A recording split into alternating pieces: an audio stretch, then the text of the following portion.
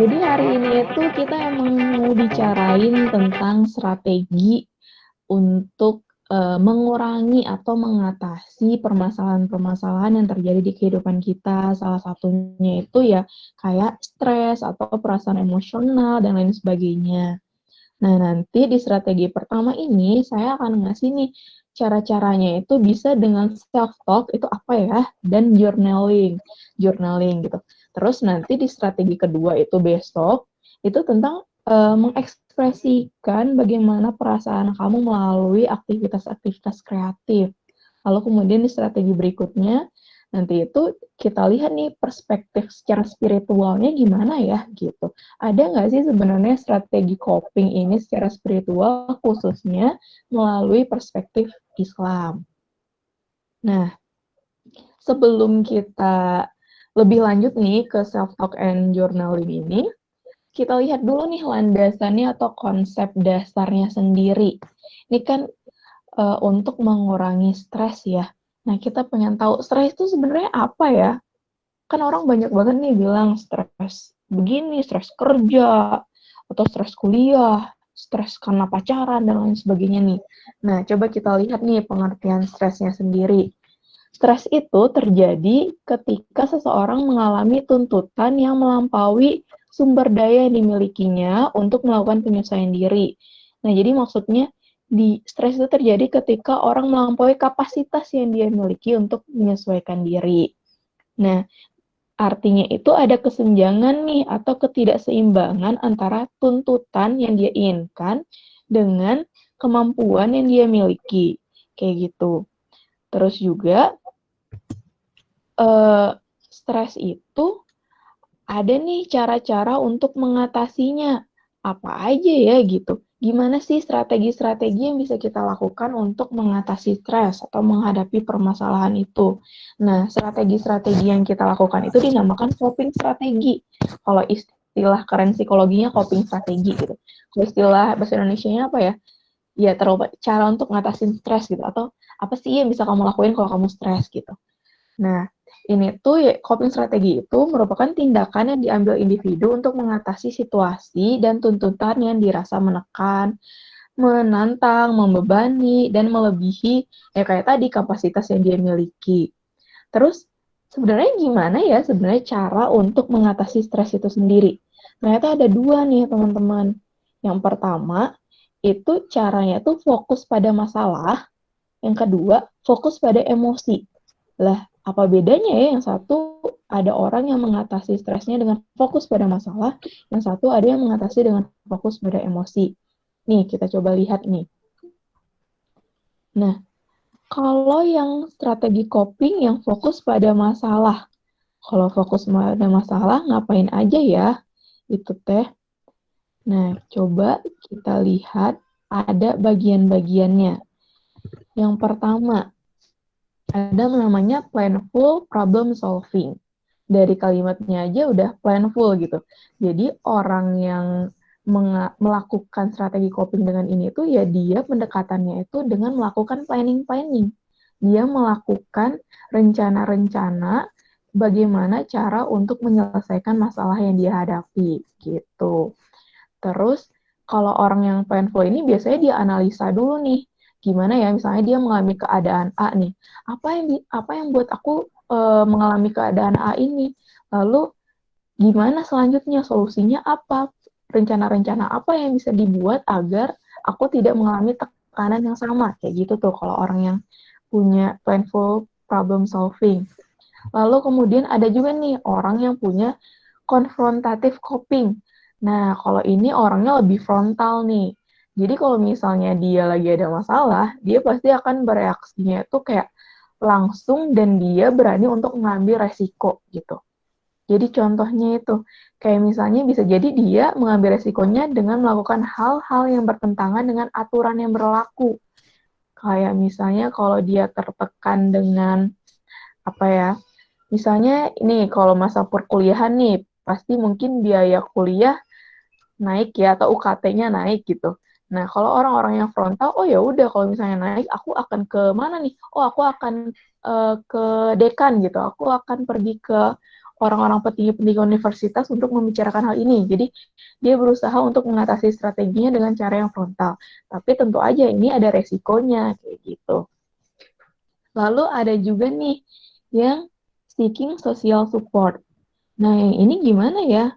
Nah, kalau ini tipe orang yang kalau misalnya ada masalah, dia mencari dukungan dari pihak luar.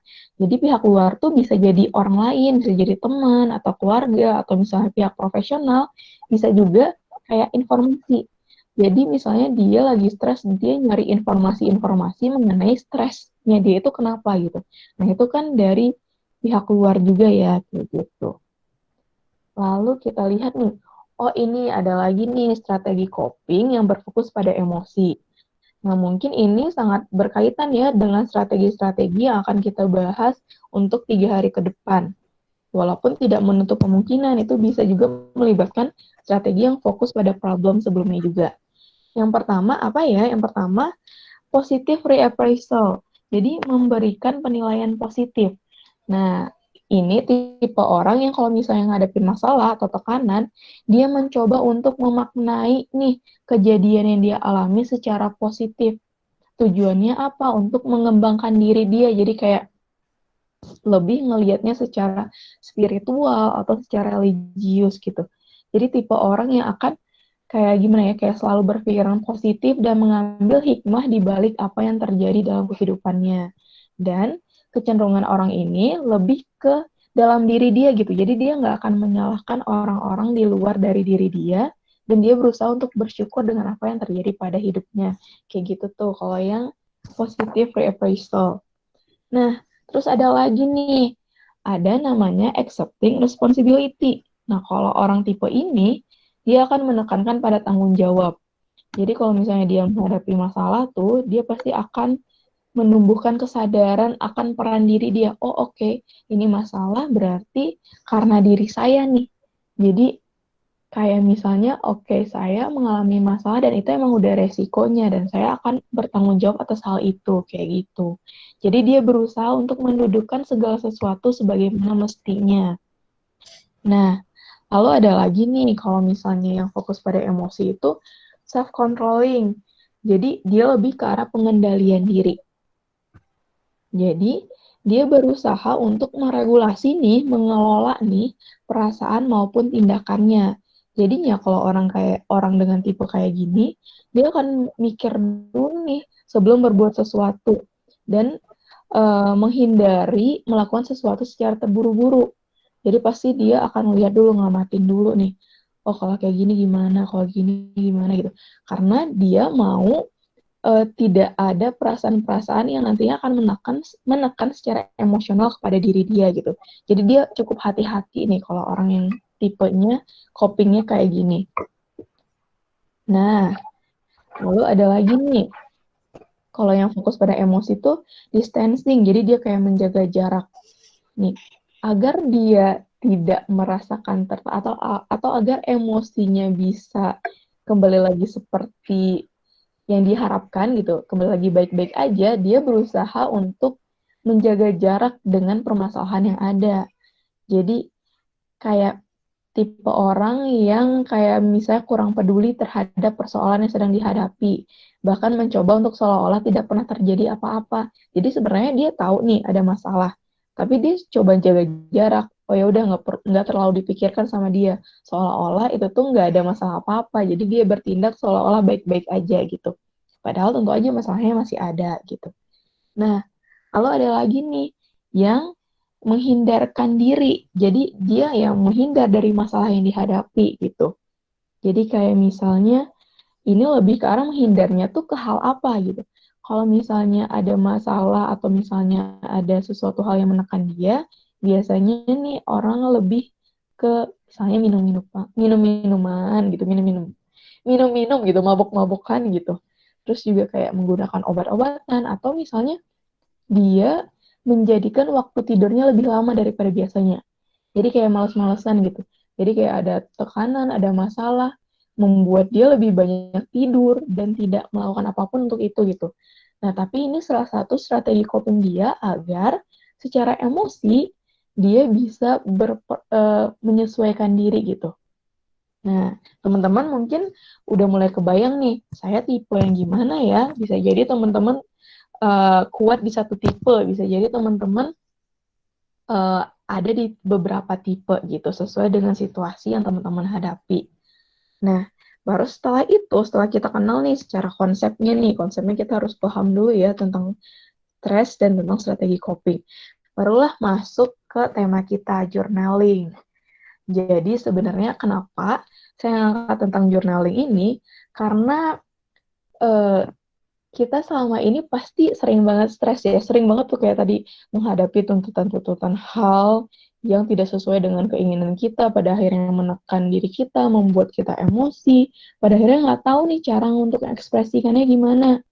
Dan bisa jadi strategi coping kita kayak tadi, malah kita melarikan diri, atau misalnya di awal kita juga misalnya bersyukur, kita memahami, tapi pada akhirnya tetap aja nih masalahnya ada dan tidak terekspresikan, pada akhirnya juga tidak terselesaikan kayak gitu.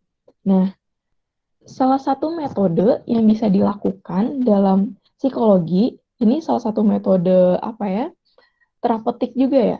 Jadi journaling ini bisa dijadikan salah satu bagian dari terapeutik. Jadi kayak terapi menulis di atas kertas gitu. Tapi bedanya apa dengan yang lain-lain? Bedanya adalah ini bukan bikin jurnal kayak bikin jurnal ilmiah ya gitu. Bukan dengan bahasa yang baku kayak gitu. Bukan juga kayak kita bikin apa ya, bikin novel atau bikin apa gitu. Bukan hanya sekedar menulis hal-hal yang imajinasi, bukan tentang itu.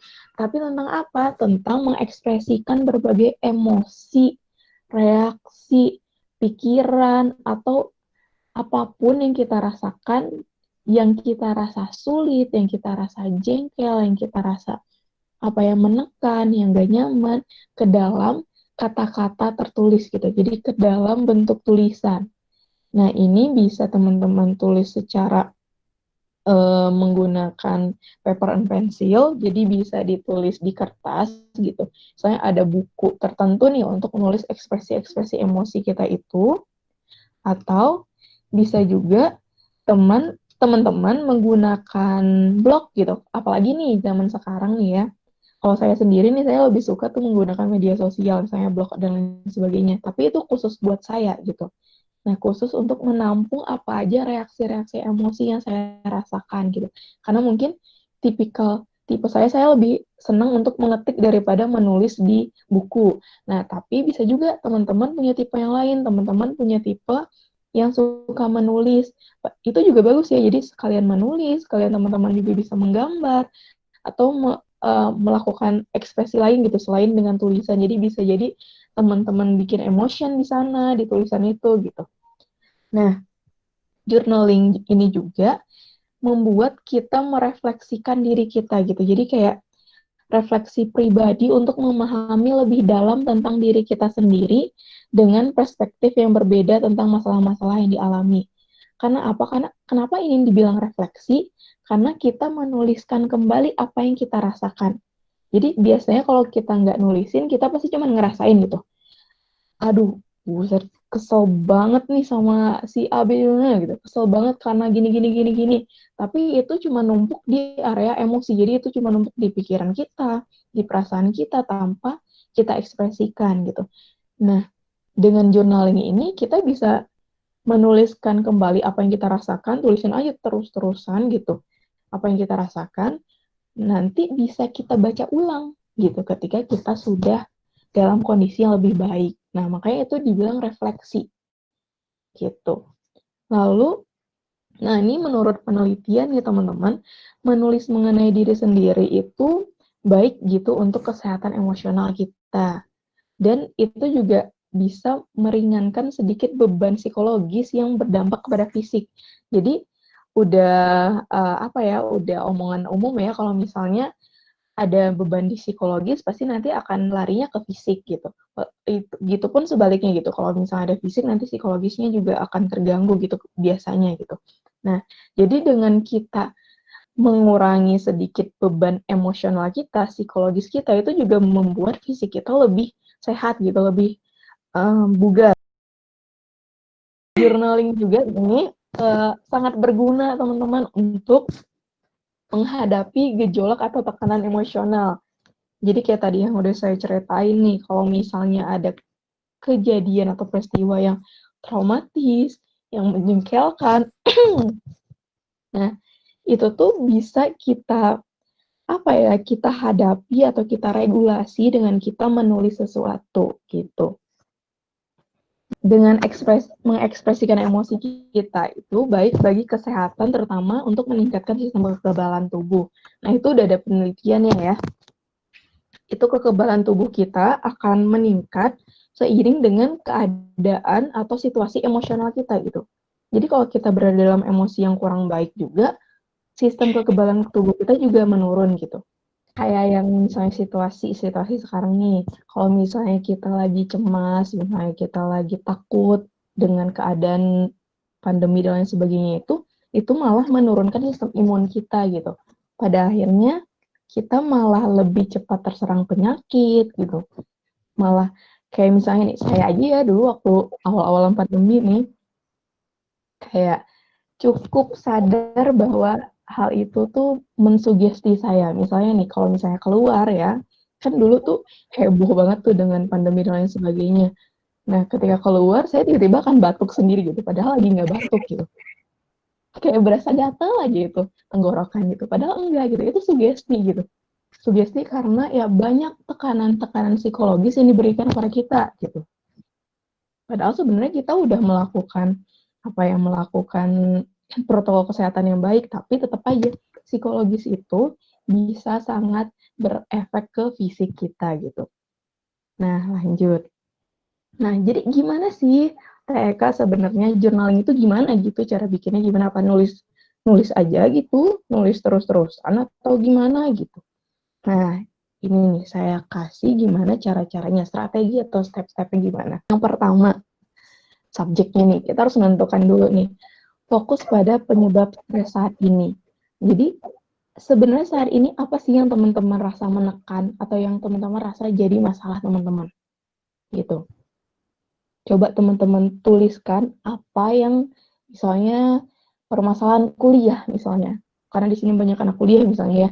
Kayak aku tuh stres banget karena sekarang harus belajar secara online, dia bisa tatap muka, terus misalnya Ngajar dosennya online juga gitu ya.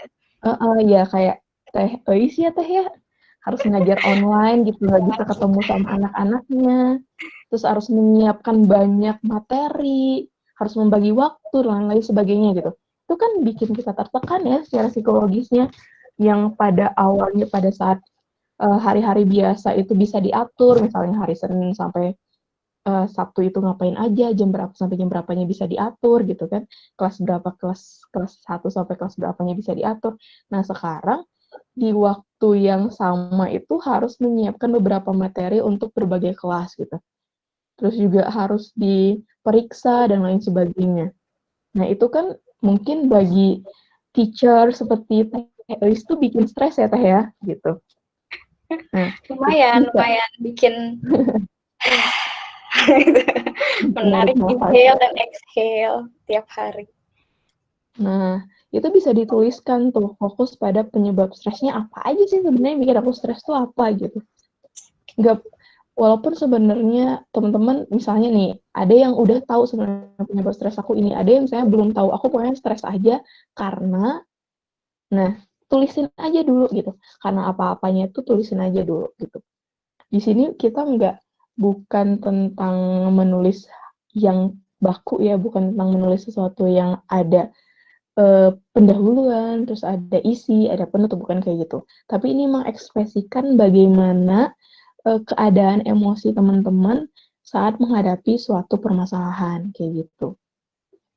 Nah, ketika kita udah fokus, nanti kita bisa melakukan pertimbangan nih, nanti setelah selesai kita menulis hal itu. Nanti saya akan jelasin gimana caranya. Lalu, tulis apa yang terjadi, fakta tentang pengalaman objektif. Jadi, tulis apa yang terjadi seobjektifnya gitu. Jadi teman-teman boleh juga tulis tentang perasaan apa yang terjadi, apa yang dirasakan, dan mengapa kamu merasakannya. Nah, dalam kehidupan manusia pasti hal subjektif subjektif dan objektif itu tentunya saling berkaitan ya. Misalnya objektif itu adalah hal yang sesuai faktanya. Jadi faktanya ya situasi pandemi gitu. Faktanya corona di mana-mana misalnya gitu kan. Faktanya sekolah tutup gitu. Nah, itu teman-teman tulis, lalu kemudian tulis juga nih karena corona, karena sekolah tutup dan karena lain sebagainya itu perasaan apa yang muncul di teman-teman gitu. Jadi kayak jadinya kesel, jadinya sebel, jadinya males misalnya bagi yang kuliah. Nggak minat lagi nih untuk belajar secara online ini nggak efektif misalnya menurut teman-teman gitu. Nah, coba dituliskan.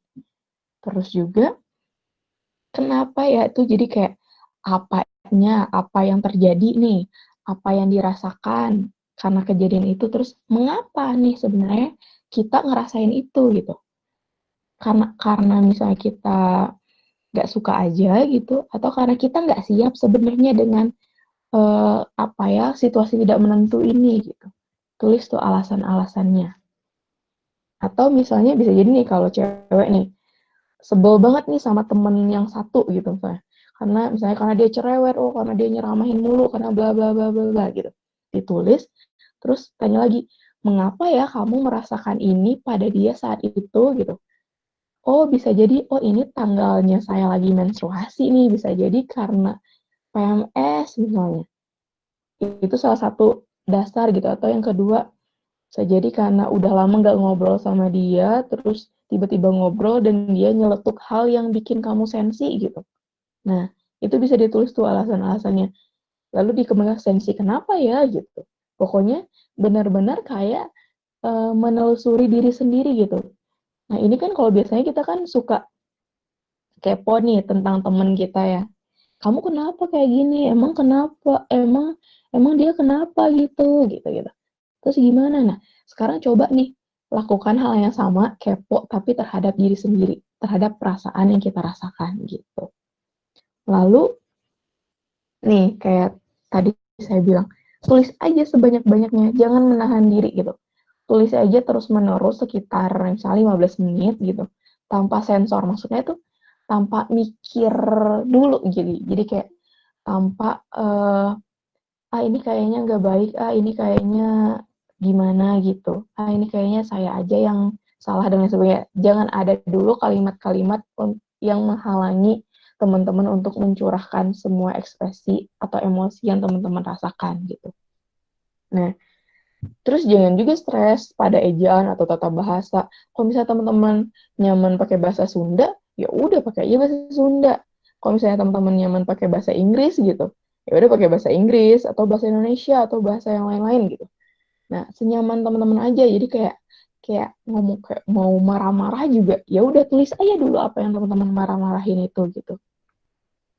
Nah, terus nah ini setelah ditulis tuh semuanya, inilah proses di mana kalau misalnya abis nulis teman-teman udah mulai merasakan tenang gitu, udah kayak tersalurkan tuh emosi-emosinya, tersalurkan segala macam tekanan-tekanannya melalui tulisan. Nah, udah tenang, udah santai pikirannya. Coba teman-teman baca kembali apa yang telah ditulis.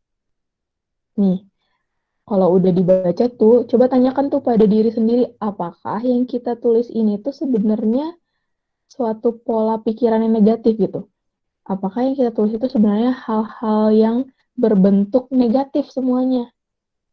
Nah, setelah misalnya ditanyakan nih kepada diri, oh ini kayaknya ini kayak lebih ke arah negatif deh saya gitu. Atau misalnya ini saya lebih banyak kayak menyalahkan orang lain aja deh kayaknya. Atau gimana gitu kan. Nah, kemudian coba teman-teman tantang nih pikiran negatif teman-teman. Tanyakan pada diri teman-teman pertanyaan-pertanyaan ini gitu. Misalnya, apakah saya memiliki pengalaman yang menunjukkan bahwa pikiran ini tidak selalu benar sepanjang waktu? Jadi misalnya, apakah kamu selama kamu hidup nih, pernah nggak sih kamu mengalami pengalaman yang sama dengan yang kamu alami saat ini yang menyebabkan stres gitu? Pernah atau enggak gitu?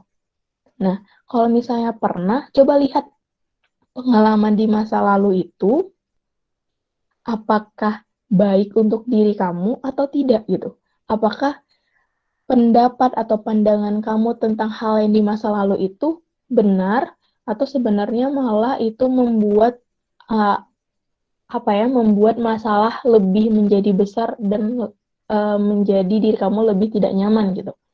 Nah, coba diingat-ingat tuh, dulu pernah punya pengalaman yang sama nggak ya gitu. Kemudian, apakah saya langsung mengambil kesimpulan tanpa bukti yang jelas? Nih, setelah misalnya dibaca ulang nih apa yang ditulis, ini tuh yang saya tulis itu apakah kesimpulannya itu berdasarkan bukti-bukti yang jelas atau itu tuh cuman bawaan emosional saya aja gitu. Apakah kesimpulannya saya, oh ini misalnya sebel banget sama si ini karena dia A, B, C, D, E, F, G gitu. Apakah dia memang orang yang bikin sebel itu adalah di dunia nyata orang yang memang benar-benar nyebelin gitu selama perjalanan hidupnya dia mau nyebelin atau sebenarnya itu karena kita lagi emosional aja makanya kita jadi berpandangan negatif atau merasa orang itu menyebalkan gitu. Nah, lalu apakah ada kekuatan atau sisi positif dalam diri saya atau dalam situasi ini yang saya abaikan? Nah, dalam menghadapi stres. Nah, coba lihat, apakah sebenarnya nih teman-teman punya sisi positif yang teman-teman abaikan karena udah kebawa emosi dan permasalahan tadi gitu. Sebenarnya mungkin aja nih teman-teman kayak sebel sama satu orang, tapi sebenarnya di satu sisi di hati kecil teman-teman tuh kayak pernah ngerasa, oh sebenarnya si itu tuh baik juga sih dulu ke saya gitu. Tapi teman-teman abaikan karena faktor sebel di saat ini gitu. Padahal sebelumnya mungkin aja di kejadian yang lain orang itu baik gitu. Kejadian yang ini orang itu mungkin bikin sebel gitu. Lalu kemudian, nah kan tadi kayak misalnya ini journaling ini sekalian kita self talk gitu sebenarnya. Sekalian kita menulis dan bercerita kepada diri sendiri kayak refleksi tadi nih. Nah, jika sahabat saya gitu atau seseorang yang saya cintai atau saya sayangi memiliki pemikiran kayak yang saya rasakan ini, apa yang akan saya katakan kepada mereka? Jadi coba sekarang mulai berdialog nih. Setelah baca hasil tulisan kita, kalau misalnya itu adalah kejadian yang dialamin oleh orang lain gitu. Nah, apa sebenarnya yang akan kamu katakan kepada orang tersebut? Apa sebenarnya yang akan kita katakan ke orang tersebut? Kita biasanya kan kalau misalnya orang cerita, kita pasti ngasih solusi atau kita mendengarkan atau adalah pandangan kita terhadap apa yang orang lain ceritakan. Nah, bedanya sekarang, tulisan kita sendiri yang kita anggap itu adalah suatu cerita dari orang lain gitu. Nah, kita mikir lagi nih, dengan kejadian kayak gini, apa ya yang akan saya katakan pada mereka gitu. Lalu kemudian, nah jika sahabat saya atau seorang yang saya cintai tahu saya berpikiran seperti ini, apa yang akan mereka katakan? Nah, kalau tadi kan kita menganggap diri kita sebagai si sahabat itu ya gitu. Nah, kalau sekarang kita juga menganggap sebagai sahabat, tapi kita memandang nih, kalau misalnya dia jadi saya gitu, dia akan mikir saya ini orang yang seperti apa gitu dengan apa yang saya katakan di tulisan ini gitu. Kebayang ya teman-teman. Lalu kemudian bukti apa yang akan mereka tunjukkan untuk menunjukkan kepada saya bahwa pikiran saya tidak sepenuhnya benar. Nah, ini tuh kayak kita tuh seolah-olah melihat bahwa tulisan yang kita tuliskan itu adalah cerita orang lain gitu. Jadi kayak kita mencoba untuk mencerna apa nih yang kita tuliskan dari sudut pandang orang lain. Kayak gitu, kayak bukti-bukti yang kita ceritakan di surat kita itu, jika kita pandang, itu benar atau tidak sepenuhnya benar gitu. Pikiran-pikiran itu sepenuhnya benar nggak ya kalau misalnya dilihat dari fakta-fakta objektif gitu. Jadi coba untuk berdialog dengan diri sendiri melalui refleksi tulisan tadi. Terus apa lagi nih? Lalu Ada lagi nih, apa yang telah saya pelajari dari pengalaman masa lalu yang dapat membantu saya sekarang? Apa yang telah saya lakukan sebelumnya untuk merasa lebih baik tentang ini?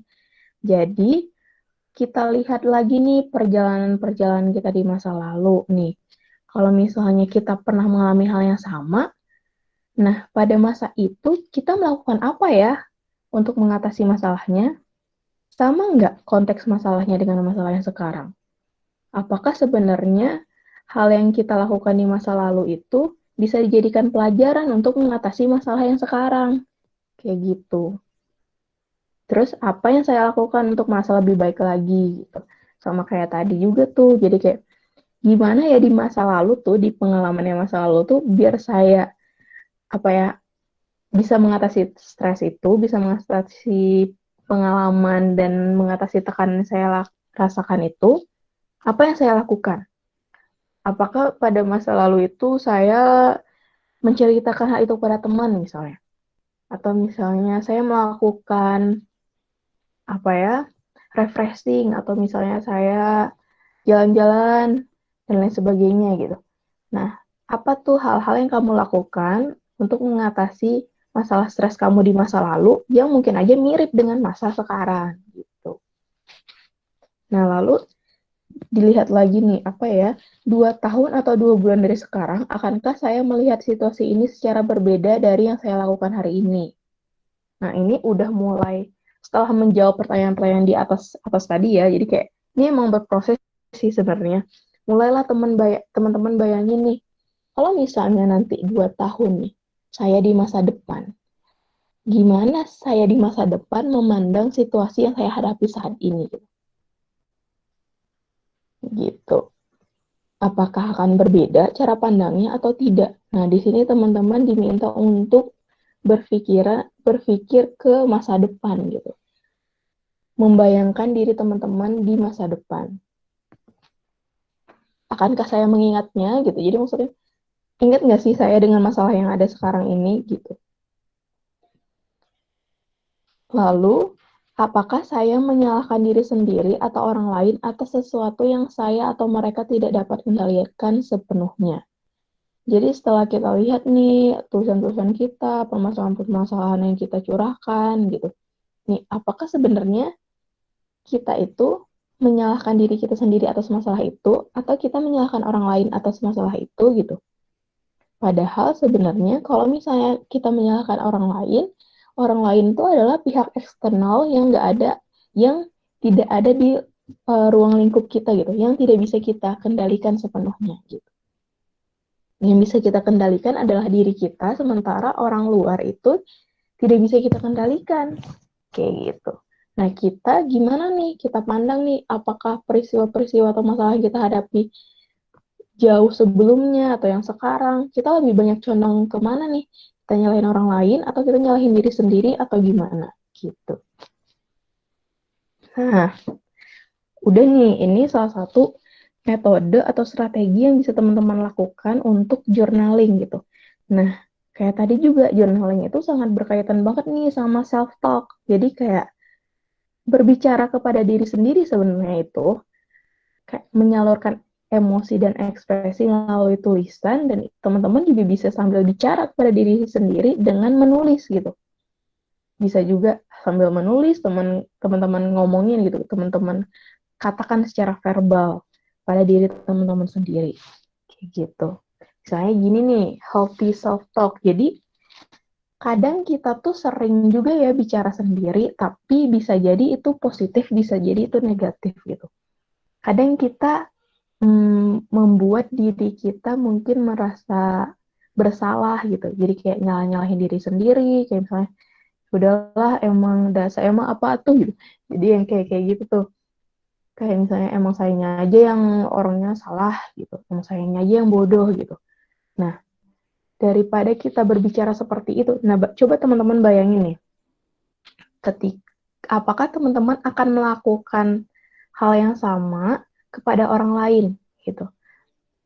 Apakah teman-teman akan bilang kalau misalnya bicara ke orang lain, aku misalnya orang tuh bilang aku nih nggak bisa ngerjain A B C D, nggak bisa ngerjain jurnal gitu. nggak bisa ngurusin tugas dan lain sebagainya. Terus apakah kita akan bilang ya udah kamu aja yang bodoh? Nggak mungkin kan gitu. Karena kita pasti akan menjaga perasaan orang tersebut. Nah, gimana kalau misalnya hal itu tuh dibalikin ke diri sendiri? Soalnya diri kita juga manusia gitu loh teman-teman. Jadi kita juga punya perasaan. Nah, ke orang lain aja kita menahan diri untuk tidak berkata kasar kepada orang tersebut. Nah, sebaiknya kita juga gitu kepada diri kita sendiri gitu. Jangan sampai malah kita malah nyalah-nyalahin diri kita sendiri karena secara nggak langsung sebenarnya apa yang kita ucapkan kepada diri kita sendiri itu lama-lama itu akan terinternalisasi ke dalam diri kita gitu. Lama-lama itu malah jadinya kita jadi pesimis karena ternyata nih secara nggak kita sadarin kita sendiri loh yang bicara buruk terhadap diri ini gitu. Padahal satu-satunya yang bisa diandalkan ya diri sendiri ini gitu, yang satu-satunya yang bisa kita kontrol di dunia ini ya diri kita gitu. Kayak gini nih, saya bodoh banget nih gitu, aku tuh bodoh gitu. Daripada ngomong kayak gitu ya udah coba bilang kayak ya udah mungkin untuk saat ini aku bikin kesalahan gitu. Nah setiap orang kan bisa berbuat kesalahan gitu, tapi nggak semua orang tuh dicap salah. Jadi maksudnya nggak ada satu orang yang dia terus-terusan emang salah gitu gitu. Jadi kayak misalnya kayak nggak ada orang yang suka sama aku gitu, jangan bilang kayak gitu. Jadi mending ya udah kalau misalnya di secara feeling teman-teman ngerasain kayak gitu, tapi bilang aja ke diri sendiri ya gue suka diri gue gitu. Jadi kayak ya saya suka sama saya suka apa ya saya bangga dengan diri saya sendiri kayak gitu. Jadi kayak misalnya lagi kayak eh saya tuh orang yang buruk gitu atau saya orang yang jelek atau lain sebagainya gitu, ya udah bilang aja kayak ya udah kali ini saya tuh bikin sesuatu hal yang buruk gitu. Ya kan kita nggak tahu ke depannya gimana gitu. Jadi kayak penggunaan kalimat sebenarnya teman-teman. Kayak misalnya saya menyerah nih, saya tuh nggak akan pernah mampu atau nggak akan pernah bisa nih untuk ngelakuin hal-hal kayak gini gitu. Saya jadi itu tuh kayak seolah-olah membuat diri kita tuh ya udah lo nggak mampu gitu. Karena diri lo sendiri bilang lo nggak mampu gitu. Padahal bisa dibilang kan, kayak oke, ini tuh emang cukup berat.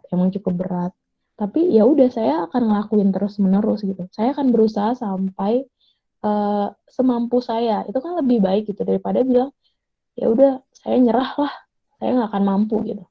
Nah, ini banyak lagi nih teman-teman yang bisa sebenarnya uh, apa ya kita telusuri sebenarnya nih kita kepada diri sendiri lebih banyak mengungkapkan positif self talk atau negatif self talk gitu.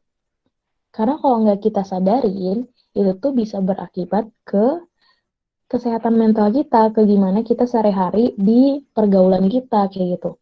Nah, hal-hal kayak gini bisa teman-teman tulis di jurnal gitu. Sebagai pengingat bisa dibaca ulang. Oh, ternyata dulu saya lebih banyak mencap diri saya ini negatif-negatif. Pada akhirnya yang timbul mungkin aja perasaan rendah diri, terus nggak percaya diri, pesimis gitu, takut untuk memulai sesuatu. Nah, mungkin aja tuh perasaan-perasaan itu keluar ketika ya karena sebelumnya kita mencap diri kita negatif-negatif terus, kita ngomong ke diri kita hal-hal negatif terus gitu. Gitu. Lalu nih, ini juga bisa nih teman-teman jadikan bahan di jurnal teman-teman gitu, di catatan teman-teman. Jadi saya merasa baik ketika apa gitu. Ketika apa aja tuh teman-teman merasakan diri teman-teman merasa baik, sehat, nyaman kayak gitu. Kemudian aku tuh bangga kepada diriku karena gitu. Misalnya teman-teman merasa rendah bukan nggak rendah diri, jadi kayak merasa nggak percaya diri gitu. Selama ini di hadapan umum merasa nggak percaya diri. Tapi kan selama ini banyak hal yang telah teman-teman lalui dalam kehidupan. Nah, hal apa nih dari sekian banyak itu yang bikin teman-teman cukup bangga? Bisa jadi itu prestasi, namun bisa jadi itu lebih ke arah attitude. Jadi kayak oke, misalnya secara pencapaian dan prestasi mungkin teman-teman masih terus berusaha gitu. Tapi mungkin secara attitude, secara sopan santun dan sebagainya, teman-teman bangga kepada diri sendiri karena teman-teman bisa menyesuaikan diri dengan baik di lingkungan gitu. Terus sopan kepada orang tua, terus dihargai dan dihormati banyak orang karena sikap teman-teman yang baik itu gitu. Nah, itu kan bisa jadi satu hal yang teman-teman banggakan dari diri teman-teman. Nah, ini banyak lagi nih. Kayak misalnya apa ya? Nih, saya belajar dari kesalahan saya. Kesalahan apa? Apa ini yang teman-teman pelajari dari kesalahan teman-teman selama ini gitu. Bisa teman-teman tuliskan tuh. Saya merasa kuat ketika apa gitu. Terus apalagi tuh? Saya merasa bersyukur ketika apa? Saya bersyukur untuk apa gitu. Nah, itu bisa teman-teman tuliskan gitu. Nah, gitu teman-teman. Jadi di sesi ini tuh kita mulai untuk mengetahui sebenarnya stres itu apa, gimana cara mengatasinya dari tiap individu beda-beda gitu. Terus juga salah satu tekniknya bisa dengan tadi journaling dan self talk, apa saja yang bisa dilakukan kayak gitu. Nah, nanti di sesi berikutnya akan ada lagi nih cara-cara untuk mengatasi atau coping strategi yang bisa teman-teman lakukan. Kayak misalnya di sesi kedua nanti creative activity. Emang apa ya hubungannya coping strategi dan creative activity gitu. Nah, nanti teman-teman bisa belajar di sesi berikutnya. Oke, mungkin ini dulu Teh Elis. Kalau ada pertanyaan bisa langsung aja. Tentang timing yang paling tepat untuk journaling kapan sih gitu. Karena niatnya ada, kepengennya ya. Tapi begitu lihat schedule yang begitu padat kayak hari ini aku harus ini. Akhirnya sampai malam jam segini tidur, lupa journaling. Nah, itu sebenarnya gimana cara kita ngatur waktu untuk journaling itu? Oke. Sebenarnya kalau untuk kapan sih Kak waktu yang tepat gitu ya Cia? Nah, itu tuh sebenarnya sesuai dengan diri kita sendiri gitu. Kalau misalnya, oke, jadwal padat banget nih, nggak sempat untuk journaling. Oke, berarti kamu bisa untuk journalingin setelah jadwal kamu selesai misalnya. Atau sebenarnya jadwal yang padat itu malah bikin kamu stres dan kamu Iya, butuh emang. untuk mengungkapkan itu gitu. That's what I have to do gitu, kayak itu kan duty aku gitu. Iya, betul. Butuh untuk mengekspresikan itu kan sebenarnya pada saat itu juga gitu kan. Nah, kalau misalnya kita lihat lagi prioritas, kalau misalnya yang kamu butuhkan itu emang benar-benar untuk ekspresi emosi, untuk mengatasi tekanan yang kamu rasakan, kamu bisa journaling saat itu gitu. Kamu bisa beresin dulu emosi kamu saat itu, kamu tulis dulu. Nah, baru lanjut ke apa yang kamu kerjakan saat itu gitu. Tapi kalau misalnya nih, tuntutan kerjanya tuh tidak bisa banget untuk ditinggalkan gitu. Nah, itu berarti regulasi emosi lagi. Kayak tadi kan ada strategi coping tuh, regulasi emosi lagi. Oke, berarti kita ubah perencanaannya. Baiklah, kamu akan berusaha untuk menyelesaikan itu dulu pada saat ini. Nanti misalnya mau tidur atau misalnya waktu senggang, kamu cobalah untuk menulis gitu, apa yang terjadi saat ini gitu. Untuk rilis stres juga gitu sebenarnya. Soalnya apa? Kalau misalnya hari ini nih, oke, ditumpuk, ya udah stres banget, ya udah tidur gitu kan. Tadi kan juga ada tuh mekanisme strategi copingnya kalau misalnya udah banyak banget masalah, ya udah tidur aja, tidur lebih banyak dari Betul. biasanya gitu ya. Betul, sepertinya masalah selesai gitu ya. Padahal begitu bangunlah masih ada masalahnya guys, belum kelar. Oke, nah besoknya lagi ada lagi sama lagi, ya udah tidur gitu. Tapi kan kita bisa lihat, nah itu apakah menyelesaikan atau mengurangi stres kamu atau malah makin bikin stres gitu. Nah, itu kan bisa kita pertimbangkan tuh yang mana yang lebih baik untuk kita lakukan duluan kayak gitu, Cek. Semoga Oke. kebayang ya, Cek. Atau Kita mencoba untuk journaling, terus begitu dibaca ulang, ih kok alay banget, geli gitu. Akan dihapus. Dihapus karena terlalu menjijikan untuk dibaca ulang. Nah, itu tuh sebenarnya salah satu metode Cek sebenarnya tuh. Jadi kalau misalnya journaling nih, misalnya ngetik nih, nah, setelah dibaca, otomatis setelah dibaca itu situasi emosi kita lebih bagus kan. Baru kita Iya. nyadari, wah gila, alay banget sih, gue Banget. nulis apa sih gitu. Oh nggak bisa tuh, ini apaan sih marah-marah nggak jelas gitu. Nah, itu sebenarnya udah salah satu apa ya, kesadaran diri kita gitu bahwa oh emosi itu tuh nggak bagus sebenarnya pada saat itu kita emang lagi emosi banget gitu. Jadi nggak bisa berpikir secara rasional. Nah, kamu taunya itu pasti dari membaca jurnal itu kan setelah ditulis kan. Nah, coba bayangin kalau misalnya nggak ada bukti apapun gitu. Jadi ya udah kita nggak nulis, kita nggak Dianggap ekspresiin, sudah aja gitu ya. dianggap udah aja. Ujung-ujungnya nanti di masa depan kalau misalnya ada hal yang sama, ya udah uring-uringan lagi, terus nggak tahu cara nyelesainnya, ya udah pola itu akan terus menerus gitu. Jadi nggak akan ada evaluasi dari kita gitu. Nggak akan ada nih kayak kamu tadi, oh ya ampun alay banget ini ngapain sih marah-marah nggak jelas gitu misalnya gitu kan. Nggak akan ada tuh yang hal-hal yang kayak gitu, nggak akan ada belajar dari pengalaman yang sebelumnya. Kalau boleh aku sedikit simpulin nih sedikit aja ya. Iya. Itu pentingnya kita harus punya apa sih katarsis kali ya, tempat untuk Hmm, menyalurkan ya. Karena gimana pun yang namanya emosi kalau dipendam gitu ya, dan misalnya dilupakan sama betul. kita, jadi itu ke-trigger lagi gitu ya, Kak. Bisa ke-trigger lagi kapan. Betul. Hmm. Kira ada nggak sih, apakah tipe journaling ini bagus untuk semua orang atau misalnya ada orang-orang tertentu yang emang susah gitu Kak untuk journaling? Mungkin bisa ditambahkan juga kira-kira kalau nggak journaling ada apa ya cara yang lain Oke, Kak? sip. Luar biasa pertanyaan Bu Siska, mantep banget. Nah, ini bisa juga ya untuk sharing-sharing dan untuk pengetahuan teman-teman yang lain. Jadi sebenarnya jurnal ini salah satu metode untuk kita untuk mengekspresikan emosi, untuk katarsis tadi kamu bilang. Nah, kalau misalnya kita lihat dari sisi manusia, jadi kayak misalnya nih, secara praktisnya aja, ada orang yang suka ngomong, ada orang misalnya ekstrovert, introvert misalnya gitu kan. Ada orang yang lebih senang untuk mengekspresikan emosinya dengan berbicara, ada yang dengan tulisan. Nah, itu bisa menjadi salah satu apa ya tipe-tipe orang tertentu. Misalnya kayak Cece nih. Cece sukanya ngobrol langsung, ya udah kalau misalnya lagi bingung Well, dan pusing dan sebagainya, gue butuh orang untuk diskusi gitu misalnya. Nah, itu nggak apa-apa gitu. Kalau misalnya kamu tipe orang seperti itu, ya nggak apa-apa. Berarti cara regulasi emosinya, cara coping strateginya emang dengan berbicara kepada orang lain gitu. Kan tadi juga ada tuh coping strateginya social support gitu.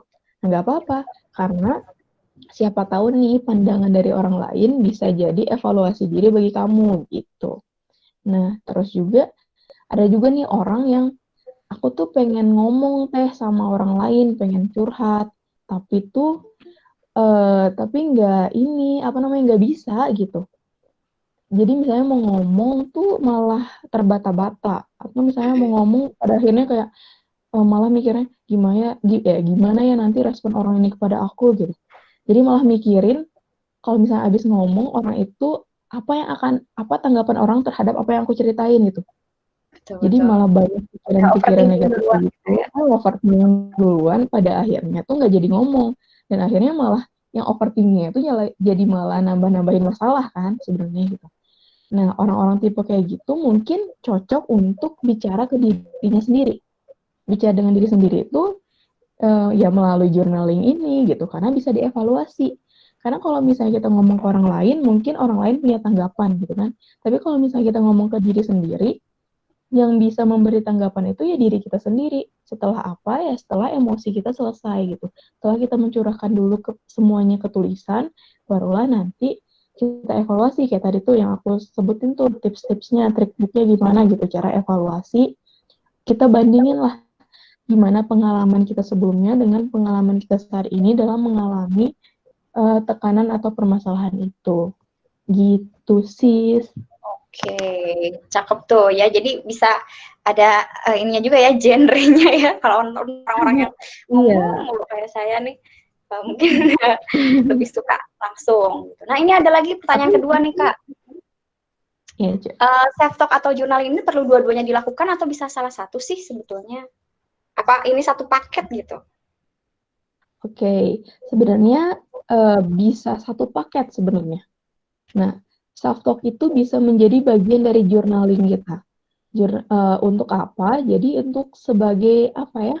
setelah kita curahkan nih ya, setelah kita curahkan semua ekspresi emosi dengan kata-kata, kan tadi bebas ya, apapun, mau kata-katanya mungkin rada-rada kasar versi kita gitu. Nah itu kan ini ya ini journalingnya untuk kita sendiri, jadi di keep untuk diri kita sendiri. Nah setelah semua emosi yang tercurahkan dengan kalimat itu, terus lakukan evaluasi yang tadi. Nah, setelah lakukan evaluasi, kan kita lihat nih, oh ternyata mungkin sebelumnya saya begini karena ini gitu.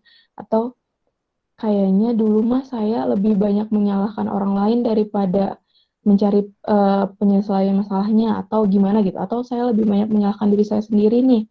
Nah, kalau misalnya kita udah tahu nih sebenarnya core masalah kita apa, bisa kita tuliskan, kita self talk sendiri nih, self talk tentang hal-hal positif kepada diri kita di buku itu. Atau sebenarnya bisa juga sih sebenarnya sendiri di cermin gitu. Saya ngomong sendiri di cermin gitu. Oke, Ce. Oke, Ce gitu.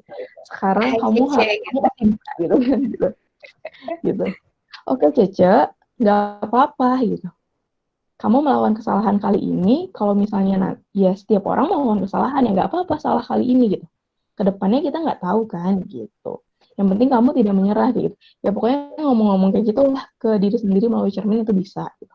Tapi kalau misalnya ngomong sendiri ke cermin itu kadang kan apa ya kapasitas Awkward. memori kita ini ya awkward juga Awkward. atau misalnya kayak nggak misalnya besok-besoknya nih ketika kita mengalami hal yang sama kita lupa nih ngomong hal yang kayak gitu. Tapi kalau misalnya dengan tulisan kan kita bisa membaca ulang, ada terdokumentasikan gitu tulisan itu gitu. Kayak misalnya nulis quotes juga bisa loh sebenarnya. Kayak Oh ya. quotes positif apa yang bisa memotivasi diri kamu gitu. Tulis aja di jurnalnya. Siapa tahu nanti suatu saat ketika buka-buka ulang itu sesuai dengan permasalahan yang kalian hadapi di masa depan gitu. Oke, Gitu. mantap nih. Betul ya, bisa dilakukan dua-duanya ya. Karena itu Hmm. kayak ya saling berkaitan gitu ya kurang lebih. Nah, ini ada pertanyaan selanjutnya, Kak, dari Bilkis. Saya kan mau tanya, kalau kita sering ngerasa Hmm. stres, tapi kalau ditanya stres kenapa, atau pas mau journaling itu bingung, kita stres kenapa ya? Cara mancingnya gimana tuh biar kita bisa mengeluarkan semuanya gitu, tanpa ada yang Oke. kritis mungkin ya. Iya, betul. Nih, kayak tadi tuh saya juga bilang, kamu stres. Iya, stres kenapa? Nggak tahu ah, pokoknya stres aja gitu. Stres aja Pokoknya guys stres semuanya, aja. dengerin aja gitu. Nah, nah, Pada nah, bingung. apa yang bisa kita lakukan? Ya, kayak tadi, ya stresnya mungkin kita nggak tahu karena apa gitu. Tapi kita bisa nulisin kan apa yang terjadi dan emosi apa yang kita rasakan saat itu. Misalnya, apa ya, pokoknya hari ini tuh aku misalnya, apa ya konteksnya, kerja gitu. Kerjanya tuh monoton, terus aku sebel karena sakit punggung, sakit pinggang, terus pusing, dan lain sebagainya. Pokoknya tulisin aja tuh hal-hal yang kayak gitu tuh. Terus mana puasa lagi, dan lain sebagainya, kayak gitu-gitu. Pada akhirnya bikin gak mood. Nah, coba ditulis saja apapun, diekspresikan nih apa yang kita rasakan, apa yang terjadi saat itu. Nah, kalau udah puas, baru nanti kita baca ulang. Nah, di situ tuh kita baru tahu nih, oh ternyata ini mungkin yang bikin stres tuh ya karena A, B, C gitu. Jadi Gitu, bantu C. dengan list gitu ya, kayak list dulu deh dari pagi gue ngapain ya, terus ngapain ketemu siapa gitu Hmm, kali ya biar ngebantu iya, mancing yang kayak mancing gitu. recall. Oh, Betul. Terus juga nulisnya tuh nggak perlu apa ya, nggak perlu kayak kita nulis novel atau nulis apa gitu yang baku dan lain sebagainya. Tulis aja apa yang kepikiran gitu. Tulis aja apa yang kepikiran, apa yang dirasain. Bebas mau gaya penulisannya gimana. Pokoknya ekspresikan aja dulu, keluarkan aja dulu emosi yang dirasain gitu. tapi by the way pernah loh aku nulis kayak gitu journaling, terus pas aku baca ulang, ih keren banget tulisan aku, kayaknya jadi novel deh gitu. Nah, bisa jadi itu nilai Terus plusnya akhirnya bisa undur jadi. diri karena kayak ini jijik banget nih. Sip, ini ada pertanyaan lagi dari Adam Setiawan, Kakak Eka. Mun tipikal orang udah stres ngadepi masalah, udah segala sesuatu untuk menyelesaikan masalah, tapi masalah itu nggak beres-beres. Orangnya jadi cenderung diem dan jadi ansos. Ini bagus nggak sih? Nah, gimana cara nyikapin agar sikap diamnya karena stres ini bisa hilang? Oke. Nah, kalau ini tuh kita harus ngurut dulu nih. Kan tadi katanya buat ngadepin masalah udah segala sesuatu untuk menyelesaikan masalah. Tapi masalah itu nggak beres-beres. Nah, kita lihat apakah cara kita untuk mengatasi masalah ini tepat atau enggak. Atau cara kita untuk ngerumusin masalah yang kita hadapi itu benar atau enggak. Jangan-jangan yang selama ini kita rasakan masalah tuh bukan masalah yang benar-benarnya gitu. Makanya akan terus berulang tuh pola-pola yang sama. Kayak tadi tuh, malah orangnya jadi cenderung diam dan jadi antisosial. Ini saya nggak tahu kasusnya ya. Tapi kalau kebayangnya, bisa jadi masalah yang sebenarnya kayak tadi. Kayak memandang rendah atau memandang negatif diri sendiri. Bisa jadi sebenarnya karena pemikiran-pemikiran atau kayak misalnya kayak apa ya persepsi negatif kita terhadap diri sendiri, makanya itu yang membuat kita pada akhirnya nggak nyelesain masalah kita gitu. Kayak gitu. Maka akhirnya kita jadi menarik diri dari lingkungan, jadi ansos, dan jadi ngerasa kayak kalau ada masalah yang sama itu pasti akan kembali gitu, pola yang nggak beres-beres tuh, nggak beres-beres nih masalah gitu.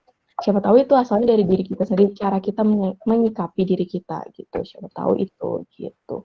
Nah, gimana sih caranya kalau misalnya hal itu terjadi?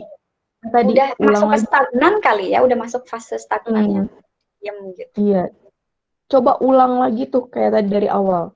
Ulang lagi, dilihat pengalaman-pengalaman sebelumnya. Nah, kalau kita kan bisa menilai dengan membandingkan ya. Nah, kalau misalnya ke diri sendiri, pasti kita membandingkan dengan pengalaman kita sebelumnya. Coba kita evaluasi. Ketika kita mengalami masalah, oke, contohnya ini misalnya masalahnya nggak selesai dari dulu gitu. Ketika kita mengalami masalah A, pada saat dahulu kala, apa yang kita lakukan? Tuh, efektif atau enggak? Atau sebenarnya pada masa dulu itu nggak ada sama sekali yang kita lakukan dan pada akhirnya masalahnya nggak selesai. Terus kita ngadapin lagi tuh masalah di masa sekarang, masalah yang sama. Apakah cara kita menghadapinya sama dengan yang masa lalu? Kalau sama, ya tentu aja nggak selesai gitu. Karena cara kita sama, dan hasilnya mungkin aja sama gitu, masalahnya akan terulang. Nah, dari sini kita lihat, oh berarti saya harus melakukan hal berbeda nih. Nah, cara yang berbeda itu coba teman-teman identifikasi dari permasalahan-permasalahan yang terjadi, atau misalnya bisa diskusi juga ke teman gitu. Kalau misalnya kamu ngalamin masalah A, kamu biasanya ngapain sih gitu. Nah, kan banyak ya sumber-sumber yang bisa kita jadikan patokan di luar itu gitu. Jadi lebih banyak cari. Jadi sumber kalau misalnya kita bisa bicara sama orang, mungkin lebih baik gitu untuk kita tahu pandangan orang lain. Tapi kalau misalnya kita nggak bisa bicara sama orang, kita bisa membaca apa ya Pola dari sebelum nol kayak, ya. iya. Jadi kita bisa membaca apa ya peristiwa-peristiwa sebelum yang terjadi gitu, atau bisa membaca kisah-kisah orang lain gitu. Kisah-kisah misalnya kayak Siska suka banget tuh membaca kisah-kisah inspiratif orang-orang gitu misalnya ya. Nah, Dia itu suka bisa share ya ke membantu. kita walaupun kita nggak baca Hmm, gitu ya, tapi dia happy. ya, kayak hal-hal yang kayak gitu gitu. Nah, itu sebenarnya membantu kita banget gitu Bener-bener. untuk menghadapi apa yang kita menghadapi masalah yang kita hadapi gitu, menghadapi. Oke, mengatasi masalah yang kita hadapi gitu. Oke, gimana Adam dengan jawabannya? Siap katanya. Mungkin ini juga nih, besok besok kan ada 2 sesi lagi. Nah, mungkin 2 sesi itu bisa untuk menjadi sudut pandang lain, sudut pandangan yang lain gitu, bagi Perspektif teman-teman yang cara lain ya. cara mengatasi stres. Kalau misalnya, oh journaling, kayaknya saya nggak cocok deh journaling misalnya. Nggak suka nulis gitu. Atau nggak suka cerita dengan tulisan, aduh lama, ribet, atau gimana gitu misalnya. Ya udah kita lihat tuh, mungkin di sesi kedua dengan creative activity mungkin, atau dengan yang satu lagi secara spiritual tuh di sesi ketiga gitu. Oh, ya.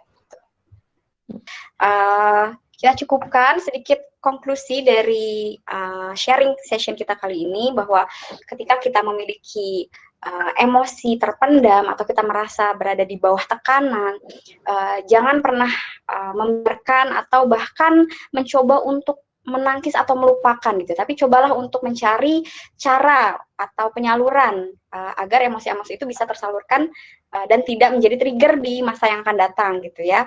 Nah, salah satunya adalah dengan self-talk dan juga journaling. Gitu. Seperti yang tadi Eka sudah sampaikan beberapa step-nya. Gitu. Terima kasih yang sudah hadir pada malam hari ini dan juga sudah memberikan pertanyaan-pertanyaan yang luar biasa. Saya juga jadinya malah, oh iya ya gitu ya. Karena butuh reminder banget nih tentang hal-hal semacam ini. Iya, mudah-mudahan ilmunya semakin bermanfaat. Eka juga bisa dan tim juga bisa memberikan sharing ke lebih luas lagi. Teman-teman juga bisa loh sharing hasil seminarnya hari ini ke keluarga atau ke teman-teman terdekatnya gitu. Biar makin berkah.